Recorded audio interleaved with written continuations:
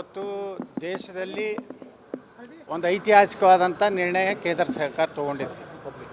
G S ಟಿಯಲ್ಲಿ ಮಧ್ಯಮ ವರ್ಗ ಬಡವರ್ಗದವರಿಗೆ ಅನುಕೂಲ ಆಗೋ ರೀತಿಯಲ್ಲಿ ಜಿ ಎಸ್ ಟಿಯಲ್ಲಿ ಸರಳೀಕರಣ ಮಾಡುವಂಥದ್ದೇನು ಪ್ರಕ್ರಿಯೆ ಪ್ರಾರಂಭ ಆಗಿದೆ.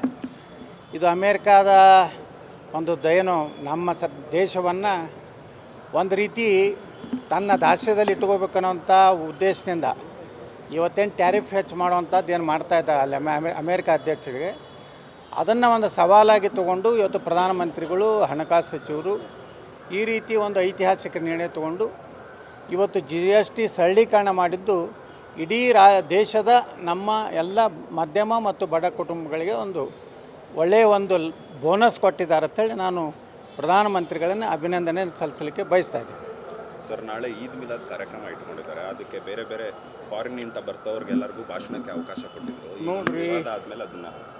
ನೋಡ್ರಿ, ಯಾರೇ ವಿದೇಶದಿಂದ ಬಂದು ಭಾರತದಲ್ಲಿ ಧರ್ಮ ಪ್ರಸಾರ ಮಾಡೋದಾಗಲಿ, ಶಾಂತಿಯ ಸಭೆ, ಇರಾಣದವ್ರು ಏನು ನಮ್ಗೆ ಶಾಂತಿ ಹೇಳ್ತಾರೆ, ತುರ್ಕಿಸ್ತಾನದವ್ರು ಏನು ನಮ್ಗೆ ಶಾಂತಿ ಹೇಳ್ತಾರೆ, ಆ ದೇಶದಲ್ಲೇ ಶಾಂತಿ ಇಲ್ಲ. ಆ ದೇಶದಲ್ಲಿರುವಂಥ ಅಲ್ಲಿರುವಂಥ ಶಿಯಾ ಸುನ್ನಿಗಳಲ್ಲೇ ಸಾಕಷ್ಟು ಇವತ್ತು ಹಿಂಸೆಗಳು ನಡೀತವೆ.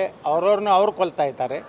ಉಳಿದ ಯಹೂದಿ ಉಳಿದೆಲ್ಲ ಜನಾಂಗಗಳು ಕೊಲ್ಲುವಂಥವ್ರು ಇಲ್ಲಿ ಬಂದು ಏನು ಇವರಿಂದ ಏನು ಶಾಂತಿ ಅನ್ನುವಂಥದ್ದು ಇವ್ರಿಗೆ ಸಂಬಂಧ ಇಲ್ಲ ಅಂತ ಇಶ್ಯೂ.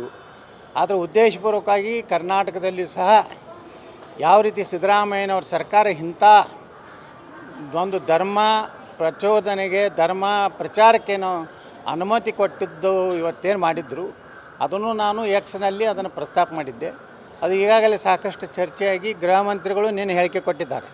ಆ ರೀತಿ ಯಾವುದೇ ಇದಕ್ಕೆ ಅವಕಾಶ ಕೊಡೋದಿಲ್ಲ ಅಂತೇಳಿ ಈ ರೀತಿ ಕರ್ನಾಟಕವನ್ನು ಒಂದು ಟಾರ್ಗೆಟ್ ಮಾಡಿ, ಕರ್ನಾಟಕವನ್ನು ಒಂದು ಮುಸ್ಲಿಮರ ಒಂದು ಎಕ್ಸ್ಪೆರಿಮೆಂಟ್ ಒಂದು ರಾಜ್ಯವನ್ನಾಗಿ ಮಾಡ್ತಾ ಇರುವಂಥ ಸಿದ್ದರಾಮಯ್ಯನವರ ಸರ್ಕಾರಕ್ಕೆ ಇದು ಒಳ್ಳೆಯದಲ್ಲ. ಇದು ಮುಂದಿನ ಭವಿಷ್ಯದಲ್ಲಿ ಇಡೀ ದೇಶದ ಹಿಂದೂಗಳಿಂದ ನೋಡ್ತಾ ಇದ್ದಾರೆ ರಾಜ್ಯದಲ್ಲಿ